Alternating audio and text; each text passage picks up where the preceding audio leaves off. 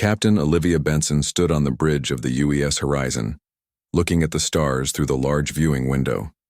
The ship had been on a mapping mission for 3 months now, charting unexplored systems in this part of space. It was routine work. Boring work, some would say, but Olivia enjoyed the peace. "Captain, we're picking up a signal," said Communications Officer Peter Grant. His fingers moved quickly across his screen. "It's not one of ours." Olivia turned, suddenly alert. "What kind of signal?" "Distress call, I think. It's not using any format I recognize." Olivia walked to his station. "Play it." A strange sound filled the bridge. It wasn't like any language Olivia had heard before. It sounded like singing mixed with clicks and hums. "Can we tell where it's coming from?" she asked. "Navigator." Lisa Young nodded. "Yes, Captain. It's coming from a system about 6 hours away at top speed." Olivia didn't need to think long. "Set course. If someone needs help, we should try to help them." "Course set, Captain," Lisa said. "Estimated arrival in 6 hours and 12 minutes. As the ship changed direction, Olivia called Commander Alan Frost, the science officer, to the bridge. Alan arrived quickly. He was tall with dark hair, and always looked like he hadn't slept enough. "You called, Captain?" "We picked up a distress signal. Could be alien. I want you to analyze it, see if you can figure out what it means."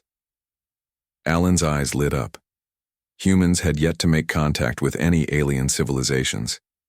If this was really an alien signal, it would be the first. "I'll get right on it," he said, taking a copy of the signal to his lab. 5 hours later, Alan called the bridge. "Captain, I think I figured something out. The signal repeats a mathematical sequence, then what? Might be words. I think it's a first contact protocol." "So it is aliens," Olivia said, feeling both excited and nervous. "Seems like it. And they're in trouble." Olivia called a meeting of the senior staff. Dr. Samantha Miller, the ship's expert on possible alien biology, was especially excited. "This could be the most important moment in human history," she said, her red hair bouncing as she moved her hands while talking. "We need to be careful about contamination both ways. We don't know what might be dangerous to them or us." Lieutenant Nathan Rodriguez, head of security, was more cautious. "We should approach ready for anything. They might see us as threats." "Agreed," said Olivia. "We'll go in slow, weapons powered down but shields up. Standard first contact protocols." They entered the system. They saw it had a yellow star with 7 planets. The signal was coming from near the 4th planet, which looked like a gas giant with many moons. "I see something," Lisa said. "There's a ship, I think. It's not moving much." On the main screen, they saw a vessel unlike any human ship. It was curved like a leaf, with parts that seemed to glow from within. It was beautiful but clearly damaged. One side had a large hole in it. "Scan it," Olivia ordered. "I'm picking up life signs," said Alan, looking at his scanner. "Not human. Different body temperature, different everything." "Open a channel," Olivia said. "Let's see if they can understand us." Peter worked at his station. "Channel open, Captain." Olivia took a deep breath. "This is Captain Olivia Benson of the United Earthship Horizon. We received your distress call and are here to offer assistance." At first there was no answer. Then a sound came through similar to the distress call but different patterns. "I think they're trying to communicate," Peter said. "Keep transmitting." "A greeting on loop," Olivia ordered. "Dr. Miller, prepare your team for possible medical assistance. Lieutenant Rodriguez, prepare a boarding party with full biohazard gear. Commander Frost, work on translating." Hours passed as they tried to communicate with the alien ship. Finally, Alan made a breakthrough. "I think they use math as a base for communication," he said. "I've established a simple yes-no system. They're called the Zelnar. Their ship was damaged passing through an asteroid field. They have injured crew members. Ask if we can send a team to help," Olivia said. The answer came back, yes, but with caution. Olivia led the boarding party herself, along with Alan, Samantha, Nathan, and 4 security officers. They all wore full environmental suits as they crossed from the horizon to the alien ship in a shuttle. The inside of the alien ship was strange. The gravity felt lighter than on the horizon. The air, according to their sensors, had less oxygen and more noble gases than humans needed. The temperature was much colder than humans would find comfortable. They were met by 3 aliens. The Zelnar were tall and thin with 4 arms. Their skin seemed to glow softly from within, changing colors as they moved. They wore what looked like thin suits that covered their whole bodies. The Zelnar seemed nervous, keeping their distance. One stepped forward, moving very carefully. It made sounds, and a device on its suit translated into broken English. "You, from Hard World? Deathworld?" Alan looked at his translation device. "I think they're asking if we're from Earth." "Yes," Olivia said. "We're humans from Earth." The aliens made a sound that might have been fear. "Deathworlders," the translator said. "Strong ones. Please. Gentle." It was then that Olivia noticed how the aliens moved. They were slow and careful, as if afraid they might break. One of them approached a wall panel, moving with what looked like great effort. "Need help," the alien said. "Ship broken. Many hurt. Air. Wrong for you. Danger. We want to help," Olivia said. "Can you tell us what you need?" As the aliens explained their situation, Samantha was scanning them with her medical device. "Captain," she whispered to Olivia, "these beings have a completely different biology. Their bones are much lighter than ours. Their muscle structure is different. I think what we consider normal gravity would crush them." Olivia looked at the aliens with new understanding. They weren't just being careful. They were struggling to move in what, to humans, was actually reduced gravity. "Ask them about their world," she told Alan. "What kind of planet they come from." Alan spoke with the lead alien, who called itself Kelzin. After a complex exchange, Alan turned to Olivia with amazement on his face. "Their homeworld has about 0.3 of Earth's gravity. The atmosphere has almost no oxygen. The temperature averages what we would consider freezing. To them, Earth would be a death trap, crushing, gravity, toxic air, burning heat. And to us, their world would be barely survivable with equipment," Alan said. "We'd need oxygen tanks, and the cold and low gravity would cause health problems over time." Olivia looked at the aliens with new respect. "So we're both aliens to each other, both from worlds that would kill the other species. They called us Deathworlders," Samantha said. "I wonder what that means to them." As they worked to help repair the alien ship, Olivia thought about what this meant. Humans had always imagined meeting aliens from worlds like Earth. But what if Earth was the exception? What if most life in the galaxy evolved in conditions humans would find impossible to live in? It was a huge discovery, and it was just the beginning. 6 weeks after the first contact with the Zelnar, the UES Horizon traveled toward a massive space station. The station orbited a gas giant with beautiful rings of ice and dust. It looked like a giant wheel with spokes coming out from the center. "It's huge," said Lisa Young from her post at navigation. "Much bigger than anything we've built." "The Zelnar say it's a meeting place for many species," Captain Olivia Benson said. "A neutral ground called Harmony Station." The crew of the Horizon had spent weeks helping the Zelnar repair their ship. During that time, they had learned to communicate better. The Zelnar had given them information about the Galactic Concord, an alliance of 12 different alien species who had been exploring space for centuries. "I still can't believe they never found Earth," Alan Frost said. He stood next to Olivia, on the bridge. "They've been traveling between stars for hundreds of years.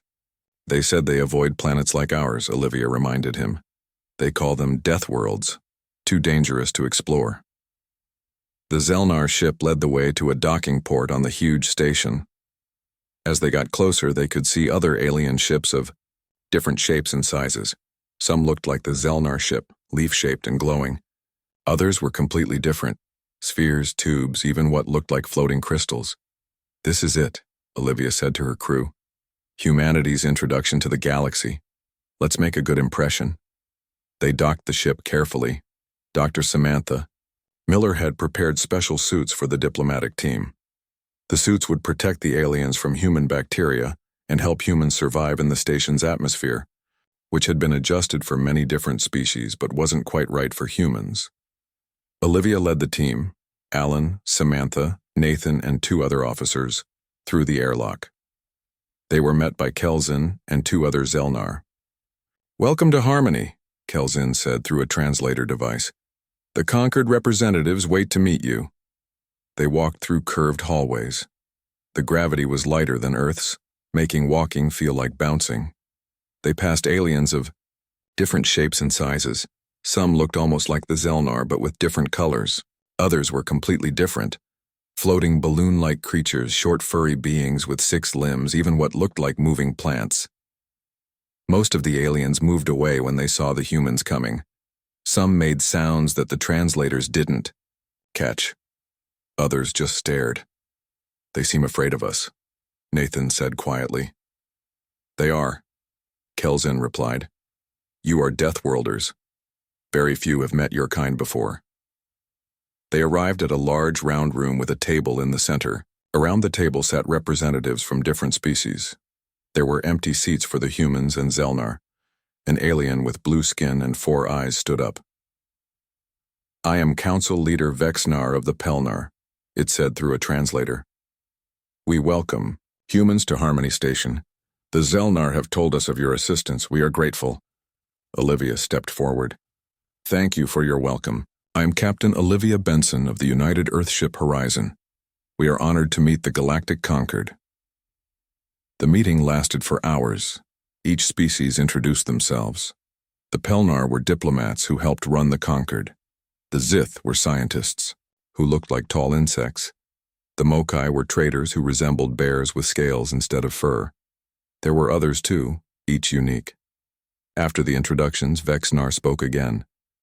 "The Zelnar have shared information about your world. We are concerned." "Concerned?" Olivia asked. "About what?" A Zith scientist stood up. Its voice sounded like clicking metal. "Your world, Earth, we have classified it based on the data. It is a Class 11 death world."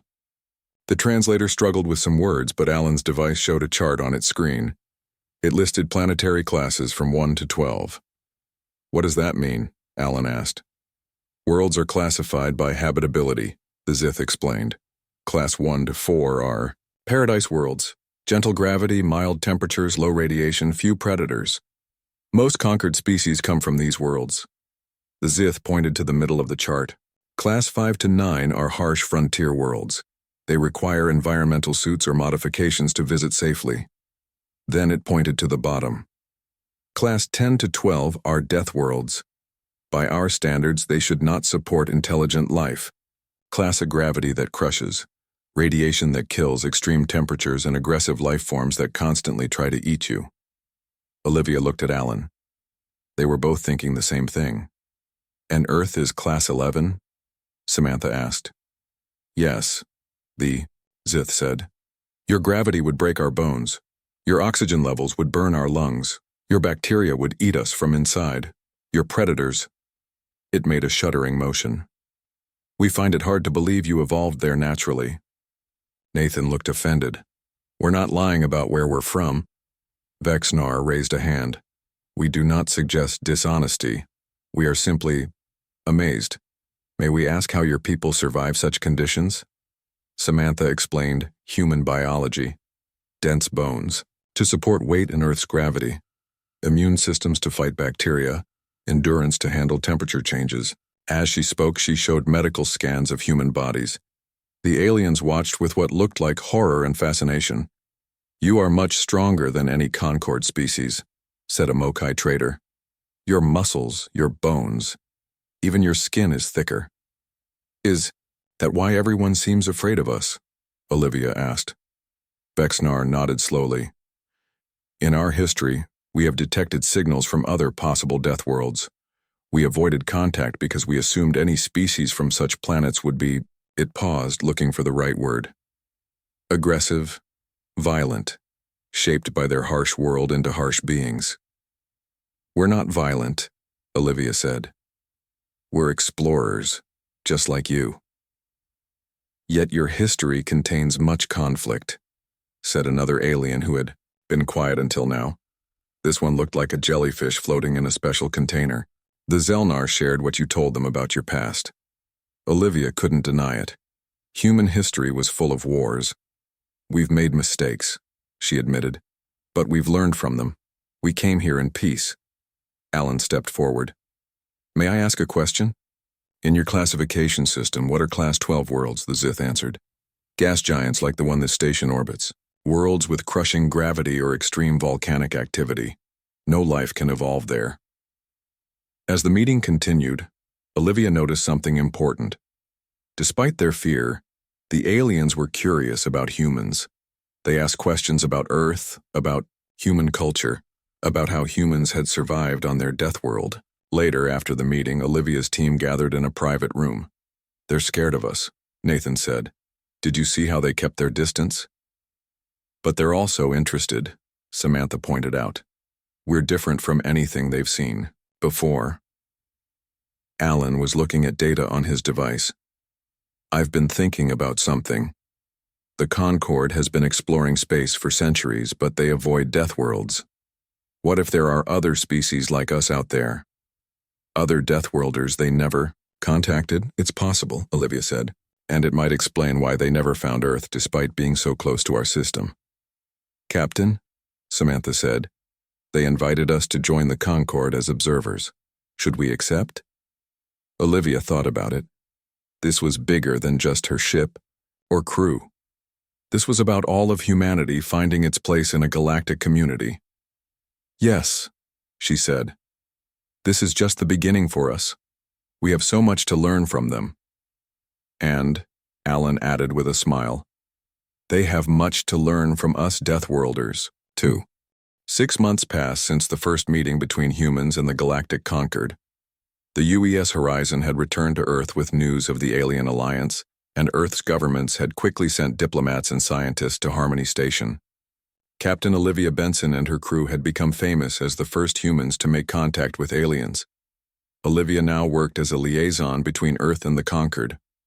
She had an office on Harmony Station where she helped humans and aliens understand each other better. It wasn't always easy.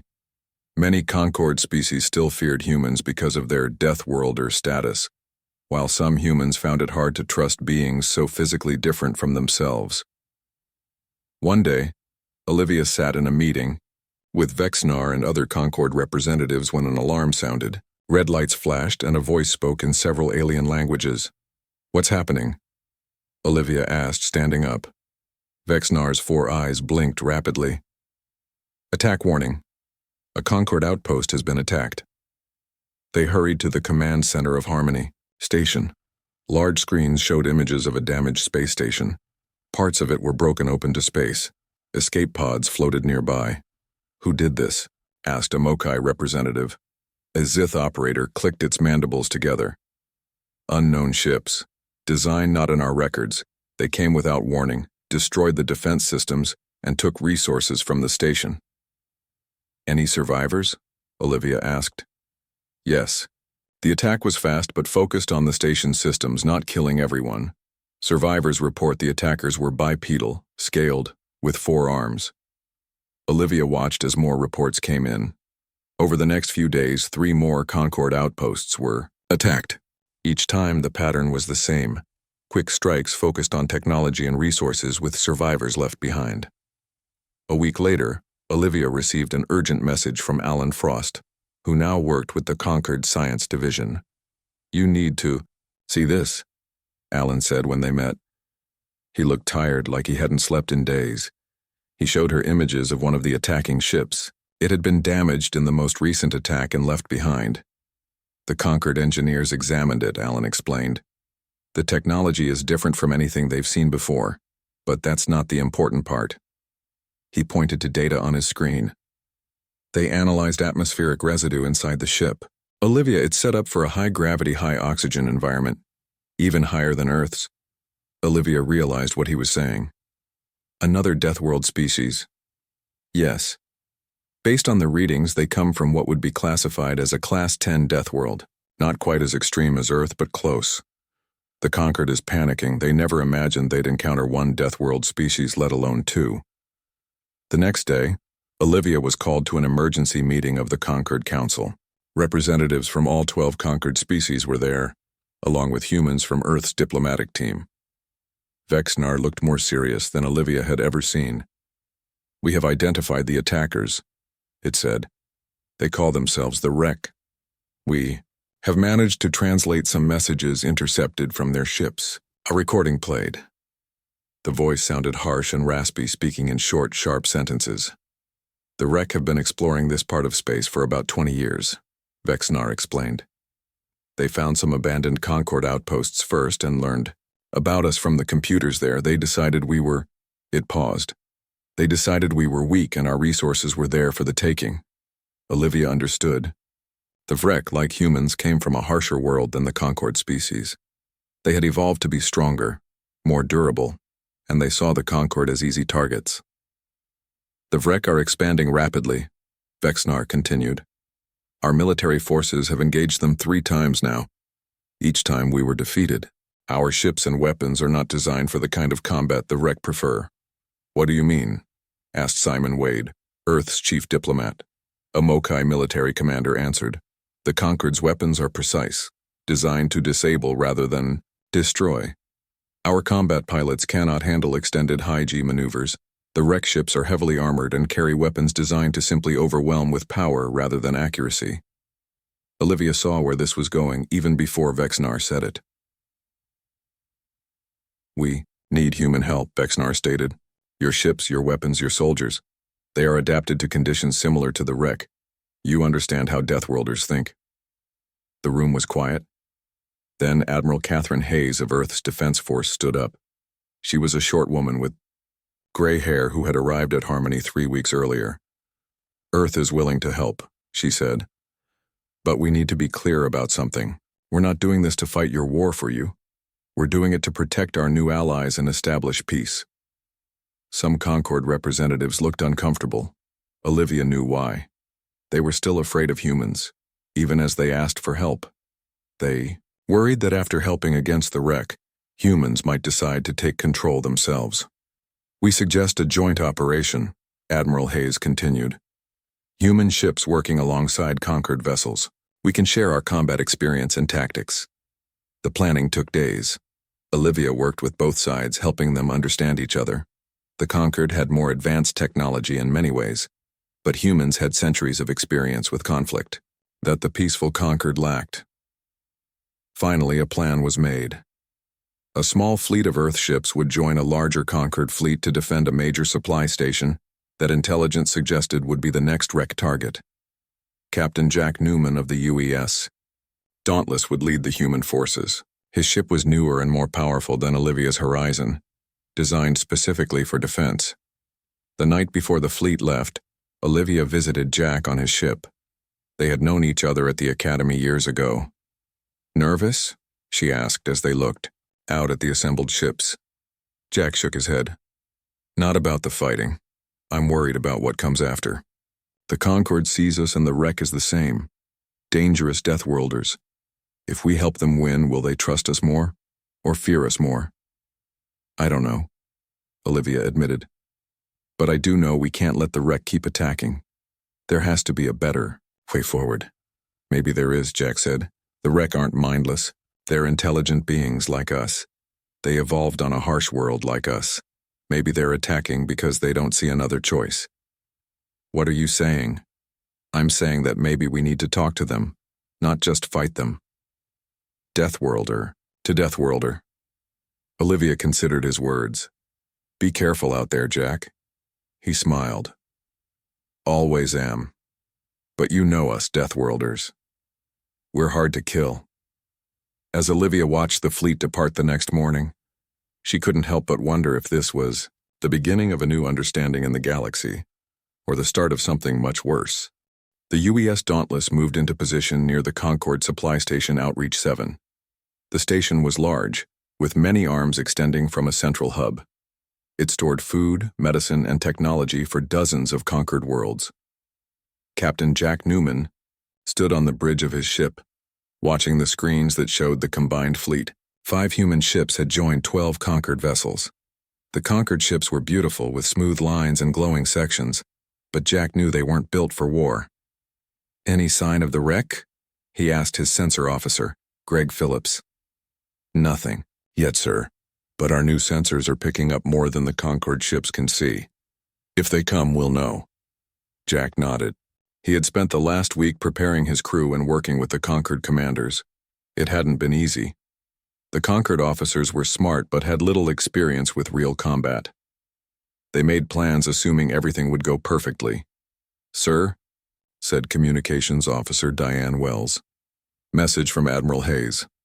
The Admiral's face appeared on a screen. "Captain Newman, our intelligence suggests the wreck will attack within the next 12 hours. Remember the plan. Let the Concorde ships engage first, then move in to support them. And remember your secondary objective." "Yes, Admiral," Jack said. "Try to establish communication with the wreck if possible." After the call ended, Jack's second in command, Paul Quinn, spoke quietly. "Do you think we can talk to them? The wreck have attacked 4 stations without trying to communicate." "Maybe they didn't think the Concorde would understand," Jack said. "But we might. We're more like them than the Concorde is." Hours passed with no sign of the wreck. The crews stayed on alert, checking systems and running drills. Then, just as Jack was about to take a short break, alarms sounded. Multiple ships appearing from hyperspace. Greg reported. "Matches wreck. Signatures from the briefing. 9 ships." Jack straightened in his chair. "Battle stations. Alert the Concorde fleet."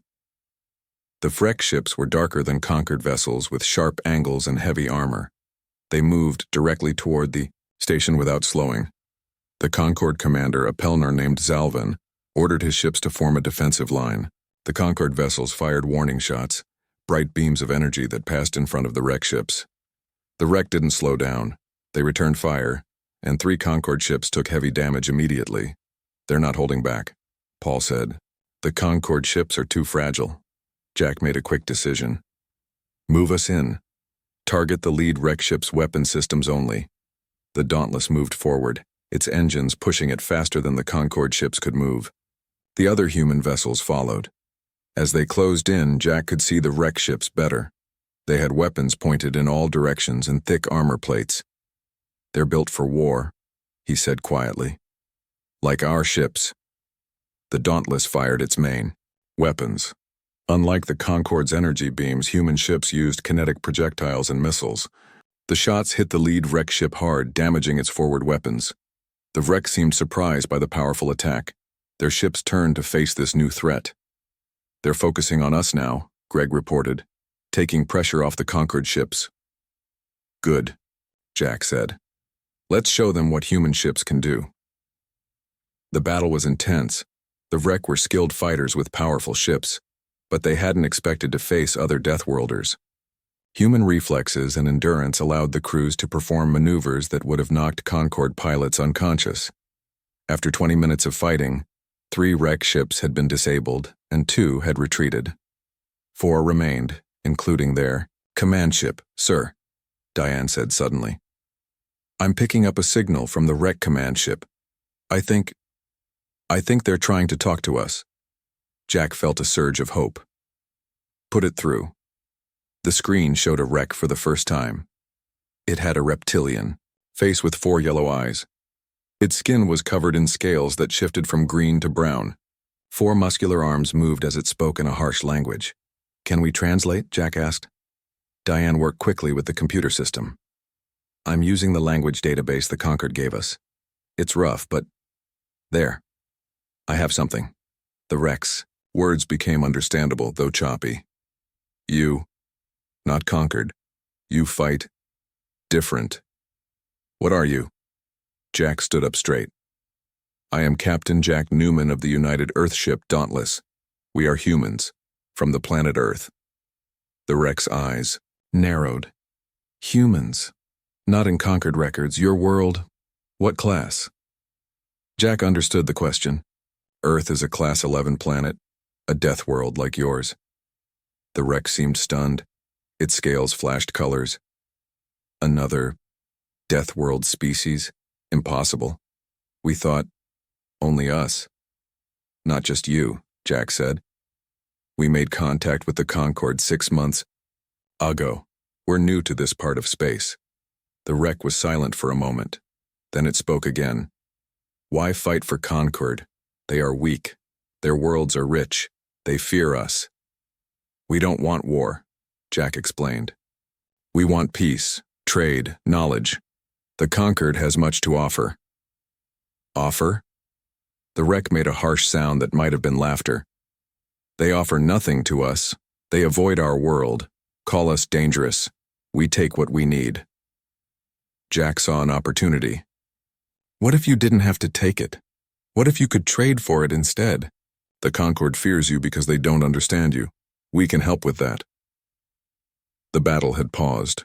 The remaining wreck ships had stopped firing, and the Concorde fleet was regrouping. Everyone was watching the exchange between Jack and the wreck commander.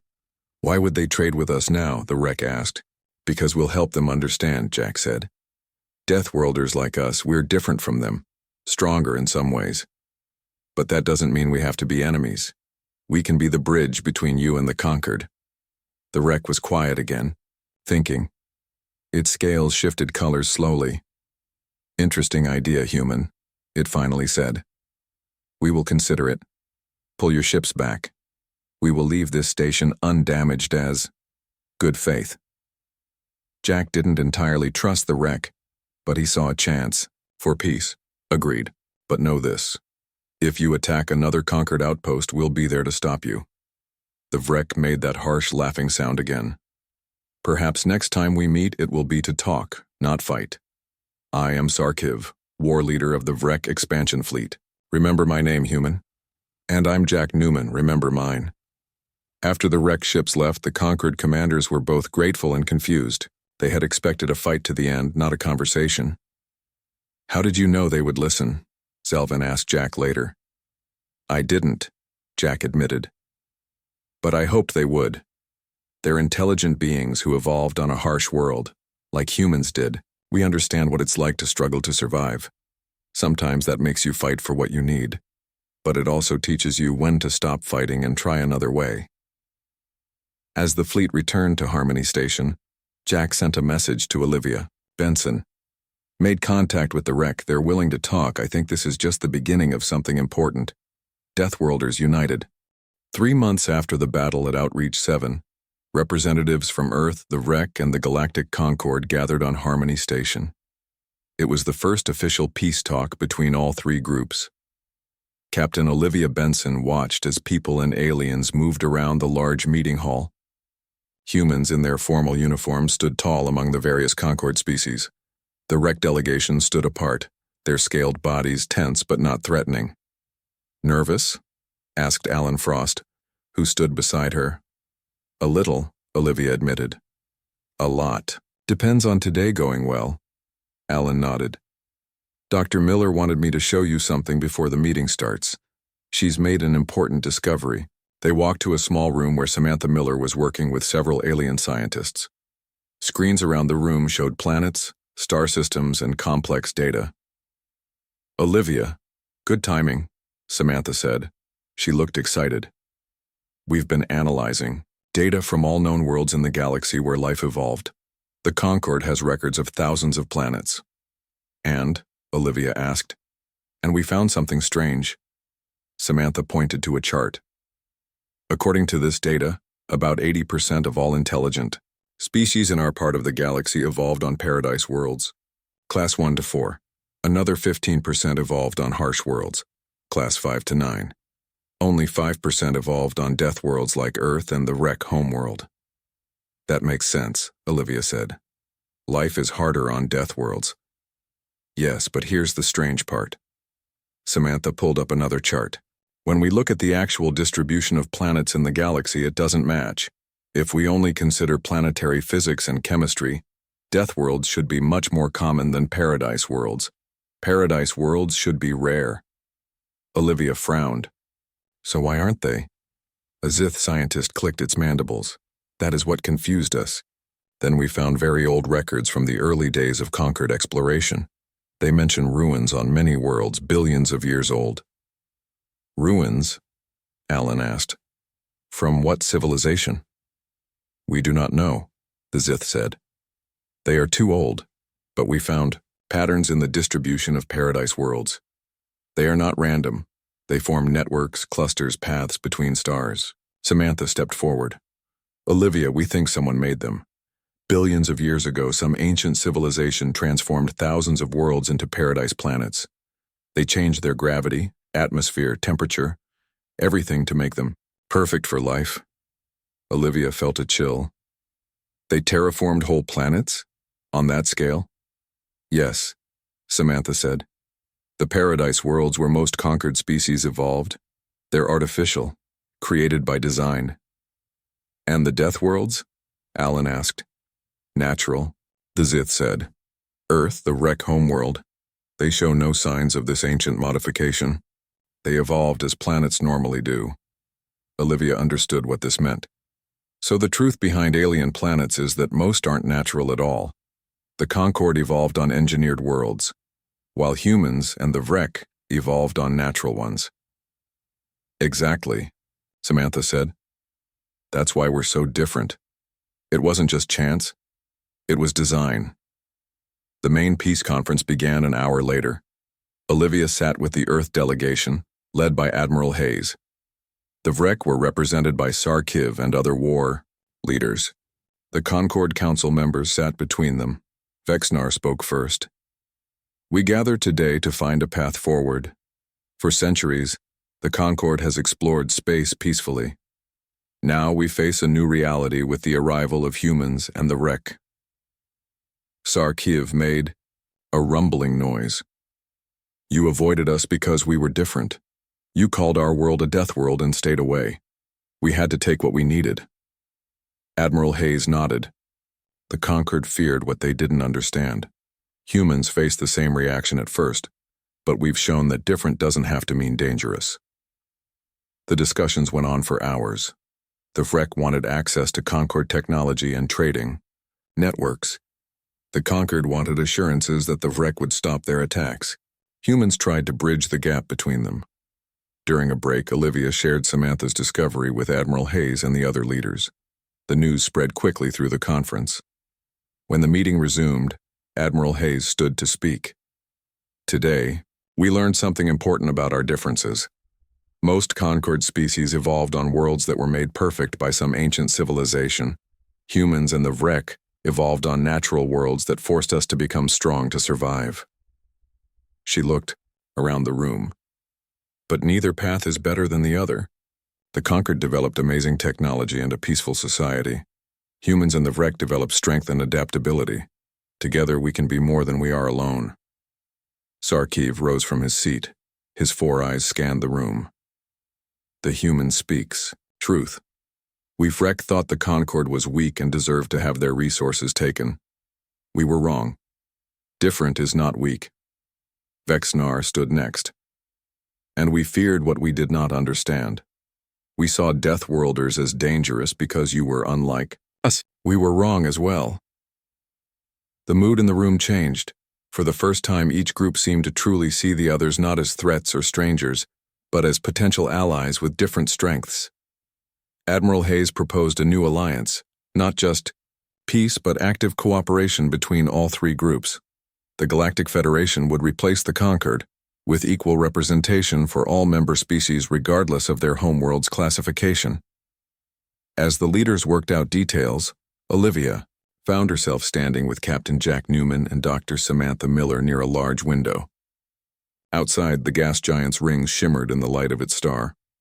I never imagined this when we first met the Zelnar, Olivia said. Jack smiled. First contact was just the beginning. Now we're building something new. Samantha looked at her data pad. I keep thinking about those ancient world builders. They created paradise worlds and seeded them with life that evolved into the Concord species. But they left the death worlds alone and we evolved there. Maybe that was the plan all along, Olivia suggested. Different species evolving in different environments, eventually coming together and becoming stronger through our differences. The truth behind alien planets, Jack said, isn't just about gravity or atmosphere or temperature. It's about the paths we took to get here, and what we can become now that we've found each other. As they watched, a new ship docked at the station. It carried the emblem of the newly formed Galactic Federation, a symbol showing 3 stars, of different colors orbiting each other, stronger together than apart.